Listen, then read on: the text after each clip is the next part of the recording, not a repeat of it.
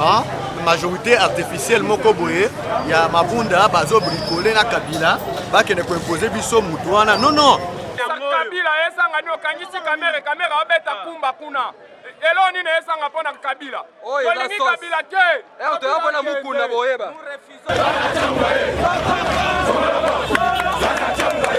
Rosa Malonda abimi candidat sepe ya Kimbangise Kimbangise azoboya siko mboko toke wapi Kabila place na yeza na Congo Tinda la biso na CPI tiana lobaka prendre la charge yango to se prendre la charge Kabila Bemba tatinda Bemba na CPI Bemba na kutumutuma Bemba Kabila banga yeta tinda na CPI bongo yaza nani tinda la biso na CPI to boy mama mambo c'est la belle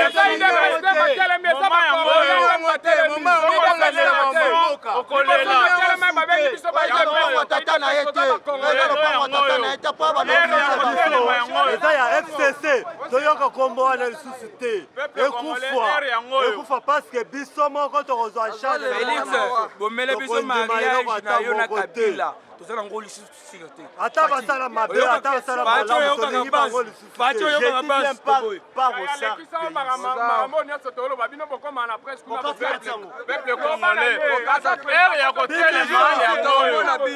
tricherie lignée banda ere ya kotelema yango tosela te ntango l'élection babimisi kandida na bango to banda kolela ere tricherie ebandi ere ya kotelemela bango yango Rosa Malonda azali leki ya nanga bakomplota ensemble ere ya kotelema yango peuple congolais ofandi na ndako okolelaka un jour lelo kotelema tobanda kotelema lelo Rosara Mabele eza ya biso okangisi kamere sikoko kanisa Kabila esanga ni okangisi kamera obeta kumba kuna elo nini esanga pona Kabila olingi Kabila ke nous refusons l'enterrement de M. Malonda. Pourquoi? Parce que nous constatons que Malonda c'est un candidat du FCC et de M. Kabila. Nous avons constaté que si aujourd'hui nous pouvons accepter à ce que Malonda soit là, c'est un monsieur qu'on a placé là. Alors nous,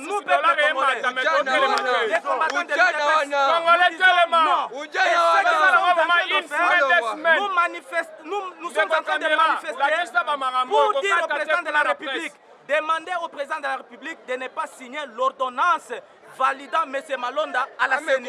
C'est ça notre souci. C'est pourquoi nous interpellons au président de la République, qui est le garant du bon fonctionnement des institutions, de ne pas accepter à ce que M. Malonda soit le président de la CENI. Et c'est ça l'objectif de notre marche. Nous sommes le peuple congolais et nous sommes en train de marcher parce que nous, la jeunesse congolaise, nous avons besoin qu'il y ait un changement dans ce pays. Nous ne voulons pas que nous soyons une jeunesse où on est en train de manipuler à tout temps, afin que nous soyons les gens à tout moment, que nous soyons les gens manipulables, qu'on peut commencer à corrompre. Pourquoi? Parce qu'il y a la misère. Non, nous ne voulons pas ça. Nous voulons une CENI indépendante et nous voulons à ce qu'il y ait quelqu'un de responsable à la tête de la CENI pour une bonne élection en 2023.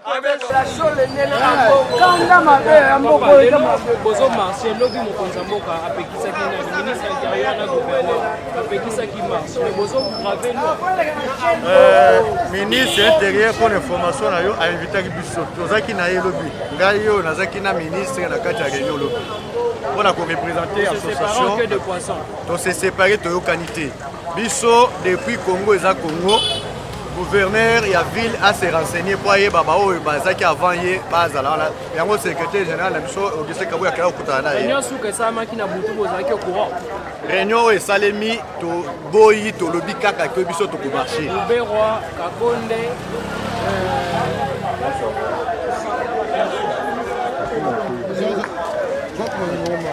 biso tolobi tozo marcher parce que tokoki kondima te ba imposer biso mutu oyo majorité artificielle moko boye ya mabunda bazo bricoler na Kabila bakene ko imposer biso mutu wana non non toko sakana makambo nyonso mais toko sakana na CNT. Étant donné que vous avez une coalition, manière mosusu c'est régler la divergence et ça en mars. Na kati ya coalition wana bango moko bazo respecter yango te. Soki bazana mwa pe maoyo c'est parce que to servir vraiment babeki. Tala moto azokelo mawa makambo ngo balobaka ya mawa yango. Parce que koyokela kabila mawa na nyonso afali na mwa kimia de abosani lolenge ni naza na mboka oyo. Tala lelo oyo mabunda azokende ko brandir lipa mpona kolobaka lipa mati. Mabosani que Premier ministre Azali ya bango na kati ya majorité na bango wana. Ministre ya finance Azali ya bango, gouverneur ya banque Azali ya FCC. Est-ce que Azali peut être vous avez fixé à prix et ça ministre Sadari Libola maman na yo. Est-ce que vous avez ministre Boyebi nana zoyeba te ministre wala nyonso bazali na ya premier ministre. Bazali na ya premier ministre. Donc premier ministre de moto Azali moto FCC azopesa bango makasi wana mutu makasi na ye Kabila. Donc cette fois-ci to lobi boye. On a tozonga sous ma bêtise oyo te. Ba céder seni. Batika seni etikala ndenge za wana protozwa élection za la contester te 2023. Na 2023 tolingi te to misa ba candidat ya propre ba élection za la contester te to tambola na ndenge sengete ba. Bon, on a posé question mon rongwe. Mars lelo itinéraire ezaki boko ma palais du peuple. La moni a besoin d'avenir à Éthiopie bo kimi palais du peuple boye a likamboleke zani. Bango balobi ba autorisaki biso te sengeli ba boaka ba gaz. Ka kutu lobi na pasaki message na bosolo na politique na ba chaîne misusu na lobaki ke to message na ba gaz wana. Bo batu na uta wapi uta musala biso eza yango wana to melaka yango to message to kotambola. L'essentiel pour la biso ki message eleka. Monde entier lelo ba yebi ke to boyi malonda alongwa. Batika pe batata moto mususu te. Batikela église ye moko a décidé à ta moto. Donc voilà notre problème. Merci.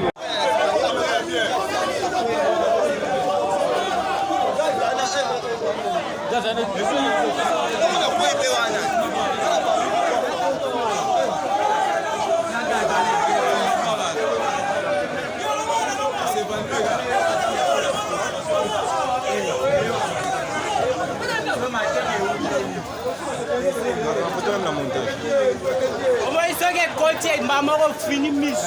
Il y a un peu de côté macaron quantifié maman. Il y a un peu ce qui est bêtis, quand on a mis au Talika maman au Rani. On a foutu au même. Voilà Boussova.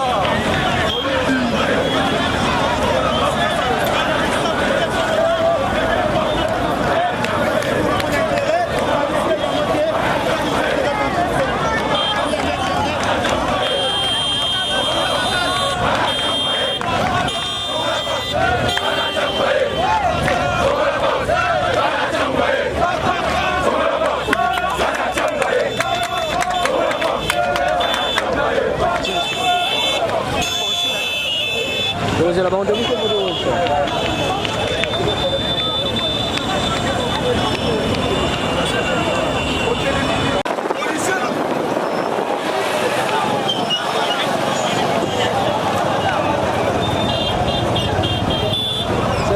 cari de zone cari banao kalai badwa babuki ya kama tapepe ndio kuna mambo tena baba memba kufa ndipo population za bakoma bango so bapote bango kwa polisi wa faida bango kama sana ai mimi ndio tu mimi bado ni mapolisi ndio na haya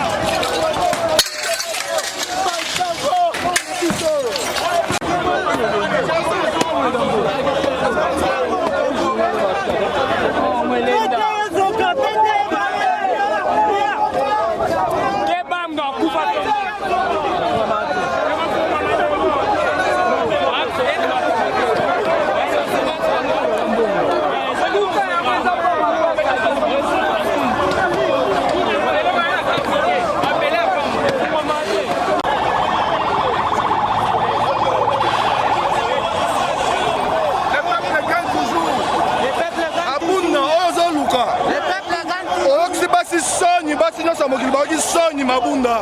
Le peuple gagne toujours. Le peuple gagne toujours. Kolobi non, la candidature ya Rosa Malonda. Le peuple gagne toujours.